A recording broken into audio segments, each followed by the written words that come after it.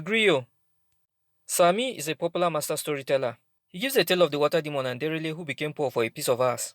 And she was covered in a blanket of water. But of course, water is transparent. So our hero Derele could see her luscious nakedness. Please, white is not transparent. Sami's popularity allows him to have a good time. A really good time. Come. No. I need to. In fact, I deserve to. Lakunle, the son of the cloth weaver, is a shy man. He has a liking for Tiwa, a singer. Good afternoon. Lakunle's father encourages him to ask her out. See, if you want fish, you have to go to the river to fish. I don't understand what you're talking about. But Lakunle is too reserved and timid. Lakunle and Sami are close friends. Sami boasts of becoming as popular as the king to Lakunle. Lakunle, however, counsels him such rivalry will be bad for him. Lakunle asks Sami for a favor. He wants Sami to help him express his feelings for Tiwa as he was too timid to do so. Sami accepts the request, promising to pass along his feelings. The king is ill. Rather than get a good physician, he orders that he would want to listen to the famous storyteller. He asks his close friend and personal assistant to verify if the storyteller is as good as they say, and his friend confirms this to be true. Kabisi, he tells a good story. It's the youth festival. Tiwa the singer is the local pop idol desired by all men. Hurry up, I need to watch Tiwa's performance tonight. You see that girl? I must marry her. Sami tells her he wants to see her in secret by the stream after the festival. Sami fails to pass along Lakunle's message. He instead lies that Lakunle only apologized for missing the festival. He makes his own advances and tries to lure her by proposing a collaboration between he, the famous storyteller, and her, the popular songstress. She's disheartened that Lakunle had no message for her. Sami comes to meet Lakunle. He's excited because he had been summoned to the palace to tell the king a story. It so happened that all of Sami's stories were not his. They were all created by Lakunle, who was too timid to give the stories in public. Sami begs Lakunle to come up with a story that he would tell to the king. 2 days later, Lakunle comes up with another blockbuster original, a tale about a wanderer and giants that teach lessons about resilience. The king is impressed by the storytelling of Sami. He rewards Sami with a chieftaincy title. Lakunle comes to deliver clothes at Tiwa's house. He is still too shy to express himself.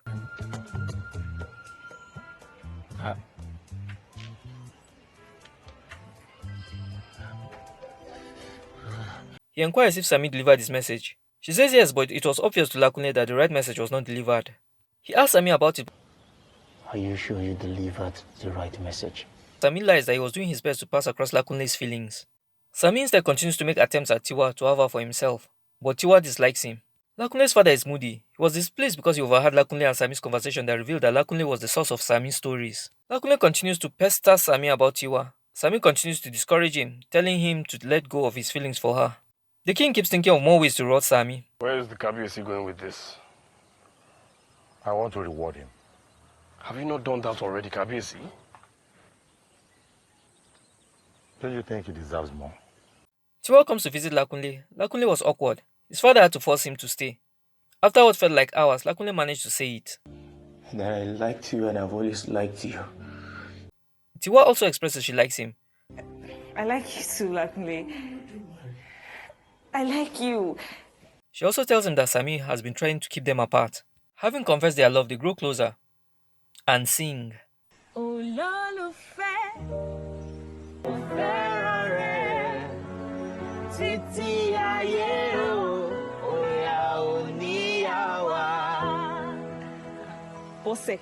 Sami sees they are together and gets jealous. Sami, what is the matter, Sami? Tiwa's mother did not approve of Tiwa's relationship with Lakunle. Of all the men in this town, you chose a timid man. Why? But mommy, he's a good person. He's very loving. Will you shut up? The king asks to see Sami. He wants to reward Sami for bringing so much fame to the village. He asks Sami to request for anything. He sneakily requests for Tiwa. The king approves. Tiwa's parents rejoice, but Tiwa does not want him. Tiwa runs to Lakunle and Tiwa's mother raises hell. Wait, if you touch her, if I slap you, your generation will perish. Lakunle gets furious with Sami for the betrayal. Look, I did not ask to marry Tiwa. The king betrothed her to me. And when the king gives another, who am I to go against it? You are a liar. Actually, in any case, Tiwa and I are more compatible. Why don't you just...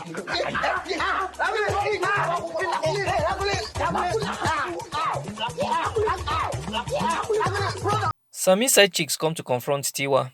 I do not care if you marry Sonny. I just want you to know that Sonny does not belong to you alone. He belongs to all of us. Yes, all of us. You can have him if you want. Please, let's go. Excuse me. They continue their love despite popular opposition. He finally reveals to her that all of Sami's stories come from him. She is surprised. However, she sees it as an opportunity for them to be together. Once they expose that Sami is a fraud, she encourages Lakunle to tell his stories, promising to help him overcome his timidity. Sami increases the palms of Tiwa's parents to improve his chances. Marilo! They keep persuading her to stay away from Lakunle. Yes, Bami, I will not go near him again. She does not. She begins to train Lakunle to overcome his timidity. Breathe in and breathe out. Meanwhile, the king makes plans to host an event with dignitaries from foreign lands.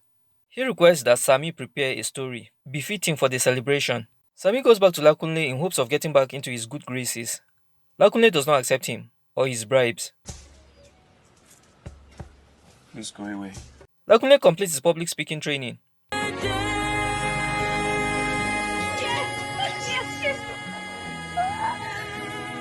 Luckily, you are ready. You have your chance at the ceremony, and I will be there to cheer you on. Thank you. Sami is in dire need of a story, even going as far as asking his drinking buddies for help. They spit trash. Rabbit is a crawling organism. Rat is a reptile. I can tell you another one if you don't like this one. Please shut up. The celebratory event begins. It gets to time for Sami to give his story, but he is nowhere to be found. Sami had absconded. He packs his things to flee, leaving his mother heartbroken.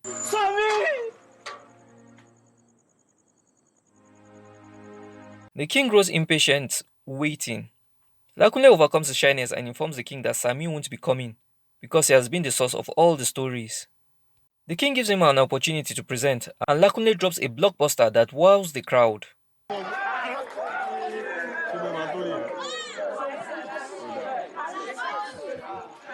Yes, we have all heard his story, and we loved it. Yeah. The king believes Lakunle. Sami gets captured by the king's men, and the king banishes him for his betrayal and deception. I banish you from Bakajai. This would have been a beautiful ending. Lakunle, my dear son, please forgive us. We didn't want to disobey the king. Abi? Yes. It's all right. Lakunle, I am proud of you. But the writers chose to turn this into an African tragedy. Sami plots with his drinking friend to get back at Lakunle and Tiwa gets killed. Yes, she dies. This movie is full of lessons regarding the power of love, betrayal, and showmanship. So please, people, stay away from leeches. Not your brother! You are nothing but a leech! Rocco! Yeah! Sorry! Yeah! Like, share, and subscribe for more Nolly Crunch.